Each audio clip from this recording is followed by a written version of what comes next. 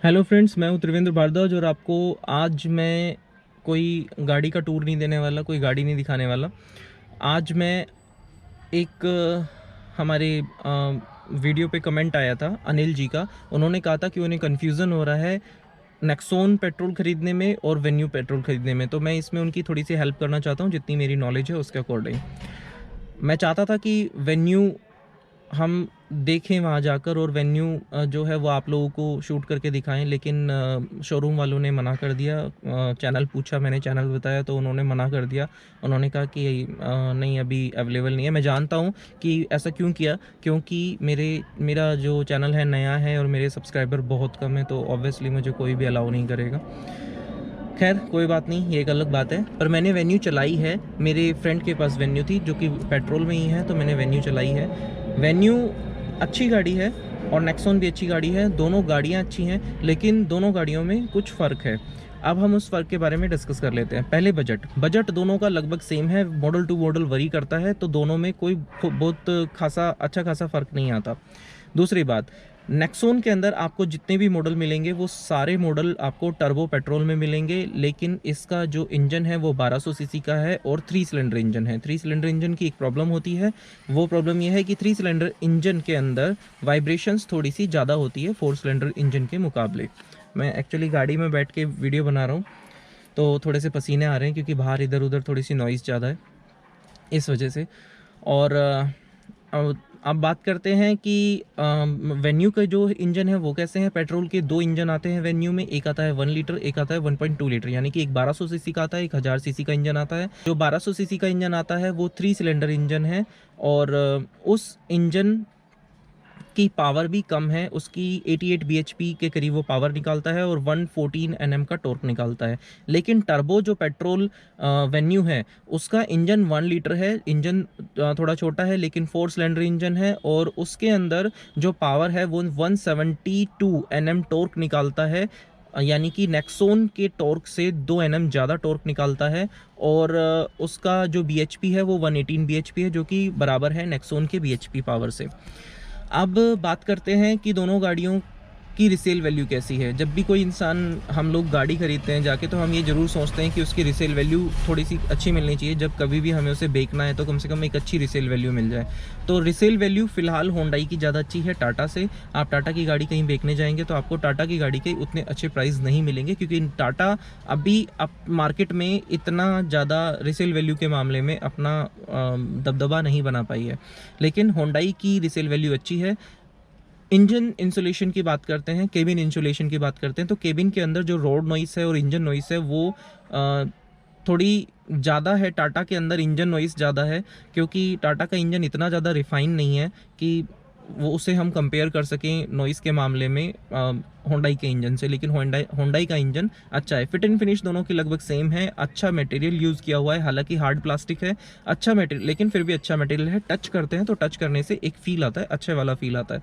दोनों ही में सेम चीज़ें हैं। और जहाँ तक बात है फीचर्स की, तो फीचर्स कहीं उसमें कुछ ज़्यादा है, कहीं इसमें कुछ ज़्यादा है। अब बात करते हैं बिल्ड क्वालिटी की, तो बिल्ड क्वालिटी किसी को ये बताने की ज़रूरत नहीं है कि बिल्ड क्वालिटी कैसी है। टाटा की build quality one of the best build quality है, जो जिसको टक्कर सिर्फ महिंद्रा TUV 300 दे सकती है और कोई नहीं इस सेगमेंट में। बाकी आपको मैं ये बता दूं कि टाटा जो 5 स्टार रेटेड कार है, सॉलिड कार है। देसी टैंक बोला जाता है इसे नॉर्मल लैंग्वेज में, नॉर्मल भाषाओं में आजकल बाहर। और जो अपनी वेन्यू है, वेन्यू 4 स्टार कार है।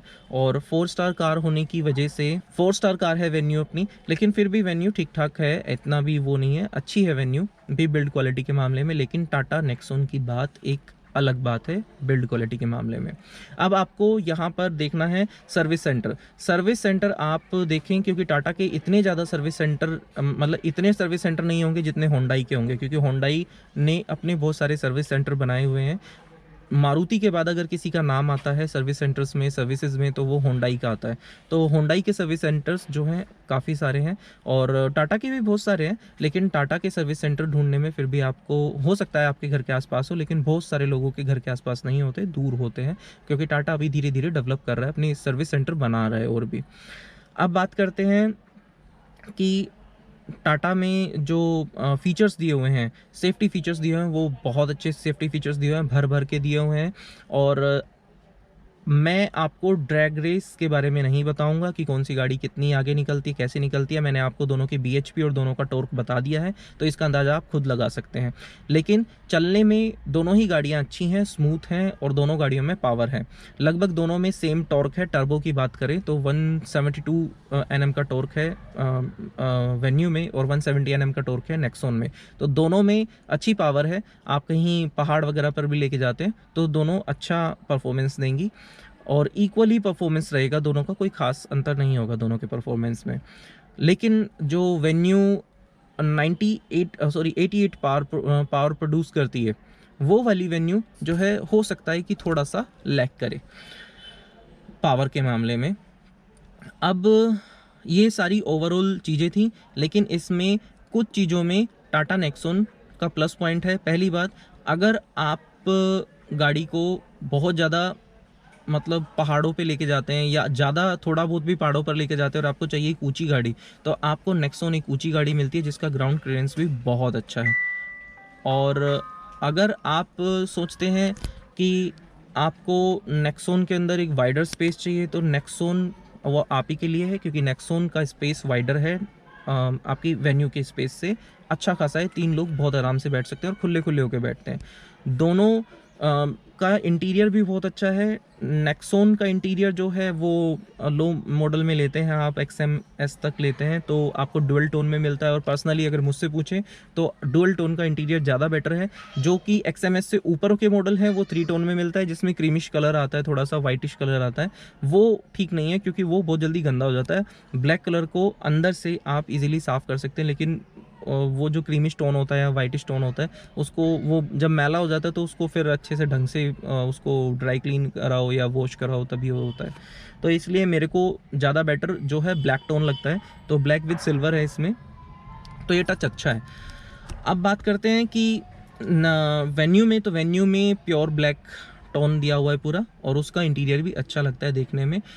बाकी की मैंने चीज़ें सब आपको बता दी हैं, तो आप अपने आप से डिसाइड कर सकते हैं कि कौन सी गाड़ी आपको लेनी है। वो सर्विस के मामले में अच्छी है, उनके सर्विस सेंटर ज़्यादा है, और वो गाड़ी थोड़ा सा उनका इंजन रिफाइन इंजन है, तो इतनी ज़्यादा आवाज़ अंदर नहीं आती। लेकिन टाटा नेक्सॉन भले ही पेट्रोल में है, लेकिन उसकी आवाज़ जो है अंदर एविडेंट है, सुनाई देती है। बहुत ज़्यादा भी नहीं है, लेकिन हाँ है आवाज़, और RPM के साथ थोड़ी थोड़ी बढ़ जाती है। और नेक्सॉन के अपने कुछ अलग फ़ायदे हैं कि आपको नेक्सॉन ऑफ रोड में भी अच्छा मज़ा दे सकती है, और नेक्सॉन वेन्यू जो है वो भी ऑफ रोड में चल जाएगी, ऐसा कुछ नहीं है। लोग तो ऑल्टो लेके चले जाते हैं, लेकिन वेन्यू भी अच्छा वहाँ पे परफॉर्मेंस कर सकती है।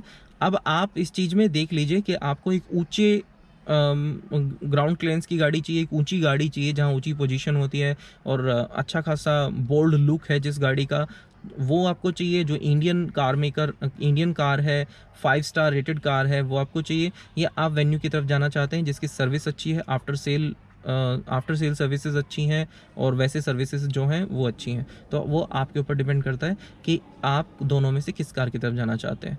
तो ये सारा इसका ओवरऑल जो भी एक मोटा मोटा मैं बता सकता था, कि मैंने आपको बता दिया कि ये इस तरीके से ये दोनों गाड़ियाँ अच्छी हैं। लेकिन नेक्सॉन अगर मेरे से पूछा जाए तो मैं नेक्सॉन को प्रेफर करूँगा, क्योंकि उसमें भले ही थोड़ी सी आवाज़ है, लेकिन वो गाड़ी ज़्यादा बेटर है। एक तो 5 स्टार रेटेड कार है, सॉलिड बिल्ड क्वालिटी है, गाड़ी नीचे से ऊंची है, यानी कि ज़मीन से जो ग्राउंड क्लियरेंस है वो ज़्यादा अच्छा है। तो मैं अगर मुझे लेनी हो तो मैं नेक्सॉन प्रेफर करूँगा, क्योंकि नेक्सॉन में अगर मैं बेस मॉडल भी लेता हूँ तो भी मुझे एक ही तरीके के मॉडल मिलेंगे। लेकिन वेन्यू में ये प्रॉब्लम है कि वेन्यू लूँगा तो उसमें 2 तरीके के मॉडल हैं पेट्रोल में, एक टर्बो है और एक नॉन टर्बो है। तो नॉन टर्बो सस्ता आता है, टर्बो महंगा आता है थोड़ा। तो इस वजह से मेरे पास एक ऑप्शन है नेक्सॉन में कि मैं बेस मॉडल भी ले सकता हूं। अगर मेरे पास कम पैसे हैं तो मैं बेस मॉडल भी ले सकता हूं। और रही बात अनिल जी की, तो अनिल जी XMS लेना चाहते थे। तो अनिल जी XMS एक अच्छा मॉडल है, उसमें आपको सनरूफ भी मिल रही है, और बाकी का गाड़ी का बोल्ड लुक वगैरह जो मैंने आपको बताया वो सब कुछ है। अब डिपेंड करता है आप पर, लेकिन गाड़ी दोनों ही अच्छी चलती हैं। वेन्यू भी बहुत अच्छी चलती है और नेक्सॉन भी दोनों अच्छी चलती है। तो ये था आज का वीडियो। मुझे जितना पता था और जितना मैं बता सका वो मैंने बताया। मैं कुछ लिख कर नहीं बता रहा हूँ, मैं सिर्फ अपनी नॉलेज से बता रहा हूँ। तो हो सकता है कोई चीज़ छूट गई हो। अगर ऐसा कुछ है तो आप लोग मुझसे कमेंट में पूछ सकते हैं। I will try to answer you. Okay, तो थैंक्स फॉर वॉचिंग। अब नेक्स्ट वीडियो में मिलते हैं।